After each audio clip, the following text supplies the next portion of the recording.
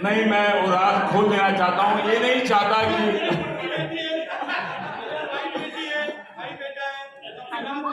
नहीं।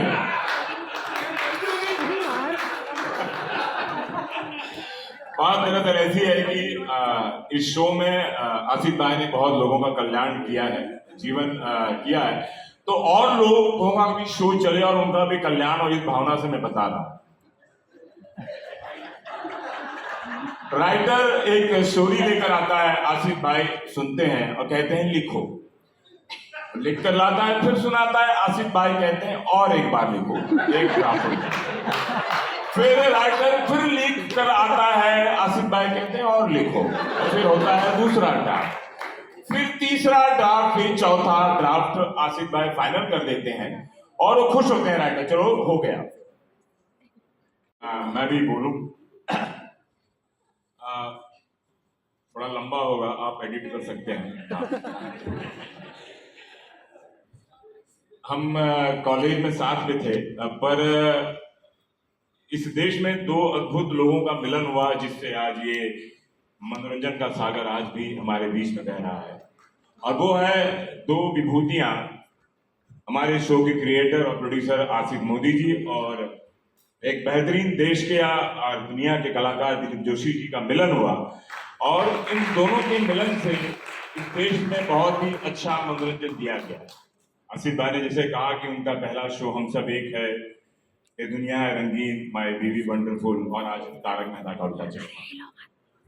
कई लोग हमसे पूछते हैं कि हम सब भी कॉमेडी करते हैं और शो बनाते हैं, तो 5 साल के ऊपर या 7 साल 8 साल के ऊपर क्यों नहीं चल पा रहा है?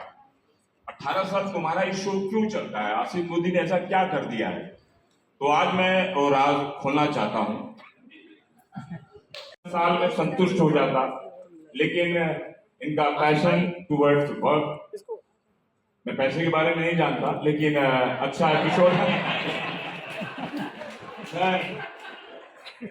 बट शो को बेस्ट देने की ताकत और भूख मैंने और लोगों में नहीं देखी जितना आसिफ में देखी है। वो भूख है कि मेरा बेस्ट होना चाहिए। इसमें उन्होंने अपने स्वरूप, अपने व्यवहार, अपने रुथलेस भी हुए, कई लोग हर्ट भी हुए, लेकिन मुझे लगता है कि कुछ सुख पाने के लिए कुछ दुख सहना पड़ेगा, और भगवान करे इतनी शक्ति आपको दे, पूरी टीम को दे, और इसी तरह हम लोग हंसते खेलते मिलते रहे और काम करते हैं। एडिट मत करना, ये बात कड़वा सत्य है, याद रखना। क्या बात है। चलिए, शूटिंग प्रोडक्शन प्लान करता है कि कौन कलाकार को बुलाया जाए। रात को 2 बजे राइटर को सूझता है कुछ, और आसिफ भाई को फोन करते हैं कि आसिफ भाई हमको एक सूझा है, हम 5वां ड्राफ्ट लिखें क्या? और आसिफ भाई कहते हैं लिखो 5वां ड्राफ्ट। तो 5वां ड्राफ्ट लिख कर लाते हैं, सब कुछ ओके हो जाता है, शूटिंग शेड्यूल प्लान कर दिया जाता है।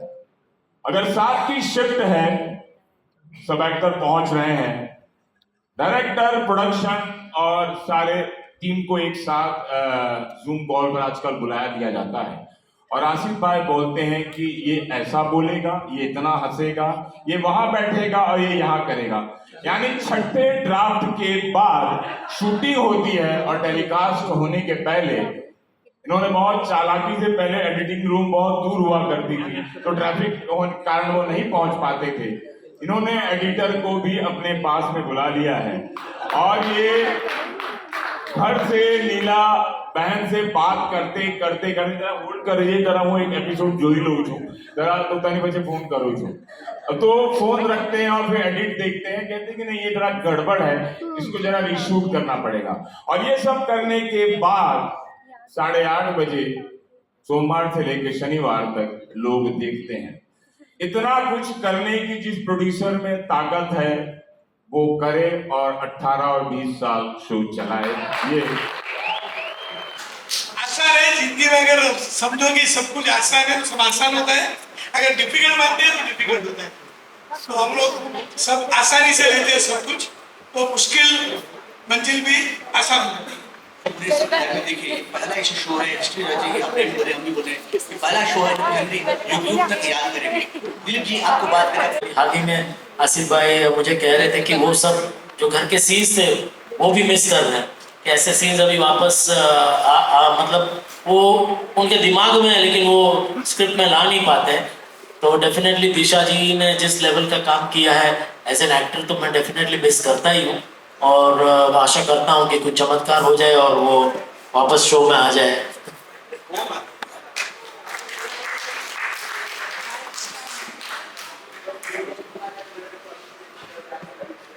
हम लोग उनको मिस करते हैं आज भी। तो दया भाभी, दया बहन, दया भाभी गोकुल धाम का एक जबरदस्त किरदार है, तो हम लोग सब लोग मिस करते हैं। और जैसे दिलीप भाई ने कहा, बस कोई चमत्कार हो जाए, खुद वापस आ जाए तो बहुत खुशी होगी। ये तो जल्दी दया भाभी को लेके तो आना पड़ेगा। ना चाहे वो कौन सा ऐसा मोमेंट है जो जिससे आप बहुत प्राउड फील करते हैं, और क्या कभी आपके लाइफ में पूरे 18 साल में ऐसा लगा कि अब शो आगे नहीं बढ़ा पाएंगे?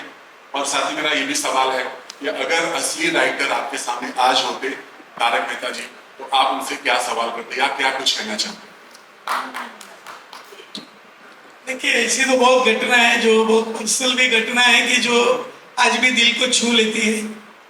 आज इसे मौके पे मैं मेरे पिताजी को बहुत मिस करता हूँ, क्योंकि 2011 में मेरे पिताजी चले गए, और जब भी वो एपिसोड देखते थे बहुत खुश होते थे। और मुझे रात को मैं लेट आता था तो मुझे कहते थे कि यार अब तो मैं बहुत हंसा।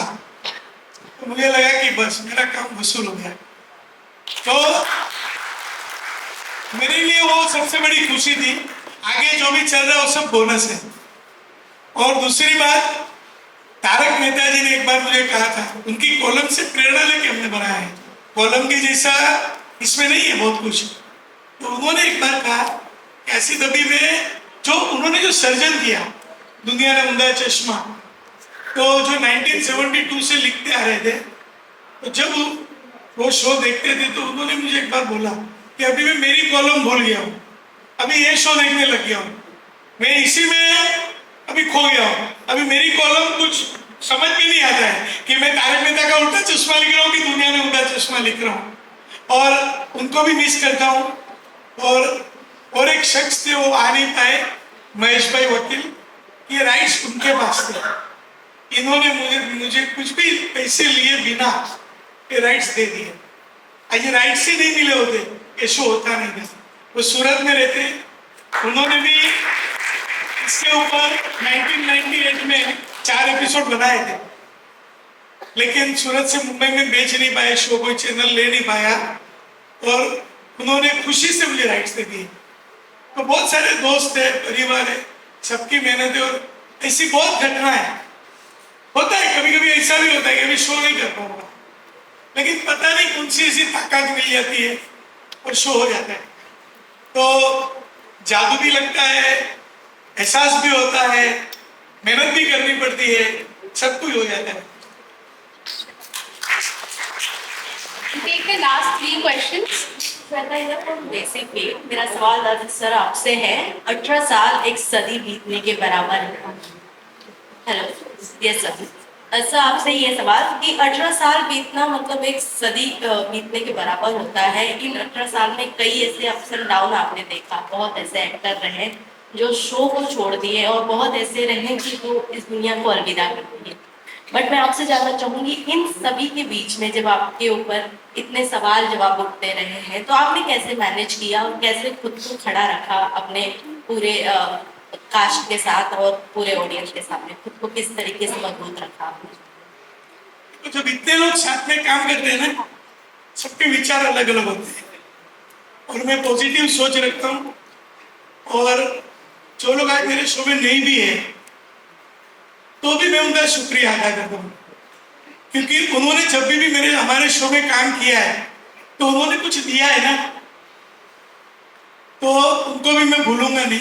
उन्होंने जो किया वो उनकी सोच है, वो सब बेबुनियाद गलत बातें हैं जिसमें मैं पढ़ना नहीं चाहता हूँ। मैं पॉजिटिव सोच रखना चाहता हूँ। मेरा फोकस एक ही है, हंसो, हंसाओ, एंजॉय करो, खुद हंसते रहो, लोगों को हंसते रहो। Thank you.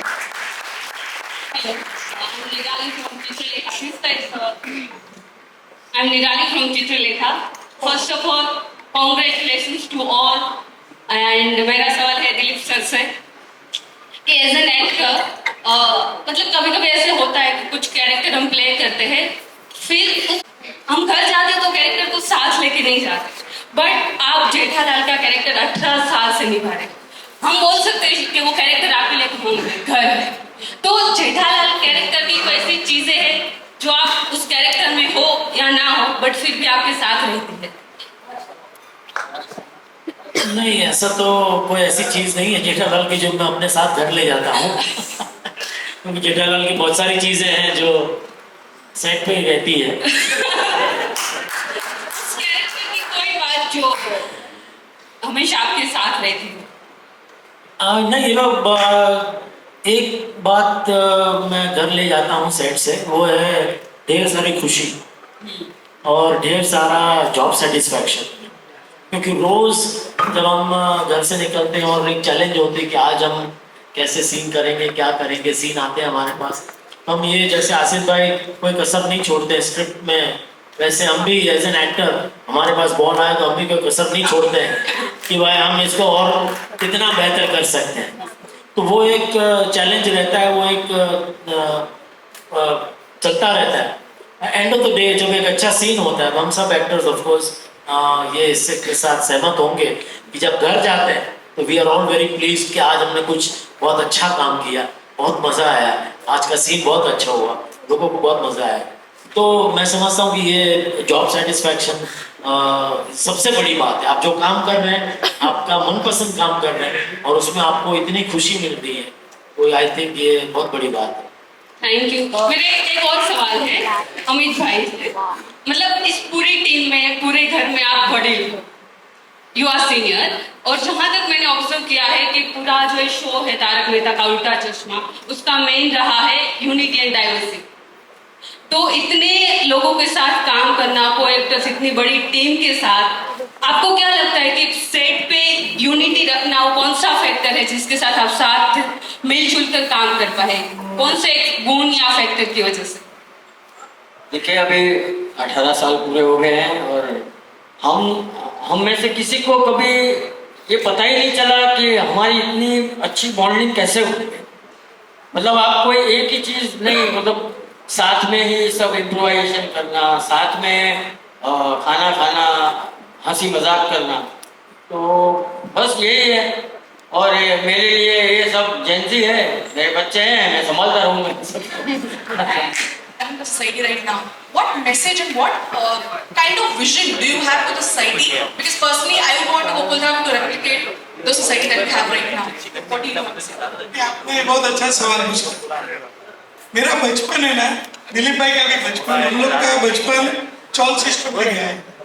जो मुंबई में अगर आप देखेंगे, बुलेश्वर, कालबा देवी, इवन दादर में, हम लोग चौल में रहते थे और वहाँ जो परिवार होता था ना, वो पड़ोसी होते थे।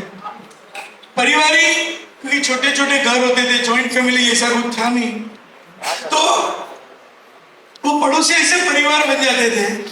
आज भी हम ऐसे परिवार से, पड़ोसी से जुड़े हैं। जब भी मैं 6-7 साल का था, आज भी उनके साथ हम लोग जुड़े हुए हैं। तो जब पड़ोसियों के साथ रहते हैं तो आपको बहुत कुछ चीजें लेट गो करनी पड़ती है। आप एक कम्युनिटी लिविंग करते हैं, साथ में रहते हैं, तो कम्युनिटी लिविंग बहुत बड़ी चीज है। और आज मैं समझता हूँ हमारे भारत देश के लिए ये होना बहुत जरूरी है। आज हम लोग किसको भी मिलते हैं, भाई तू कौन से धर्म का है, तेरी जाति कौन सी है, तू कौन से समाज का है, क्या भाषा, हम लोग पहले वही पूछते हैं। तो मैं हमेशा कहता हूँ कि अगर हम लोग ये बोले कि मैं हिंदुस्तानी हूँ, तो ये प्रॉब्लम सॉल्व हो जाएगा और सब लोग मिलकर रहेंगे।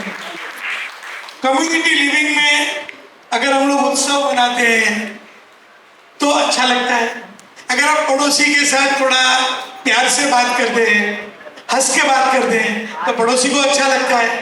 पड़ोसियों की गलती कभी आप माफ कर दो, ऐसे जेठालाल अय्यर भाई की बहुत गलतियां माफ कर दे, तो ऐसे प्यार से जीना चाहिए।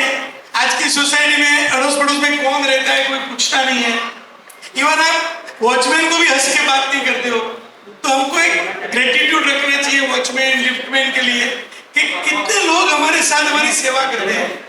तो पड़ोसी हमारा पहला परिवार है और पड़ोसी ये सब कुछ है। तो ये सक्सेसफुल हुआ है। बहुत सारी कॉलोनी ऐसी बनी।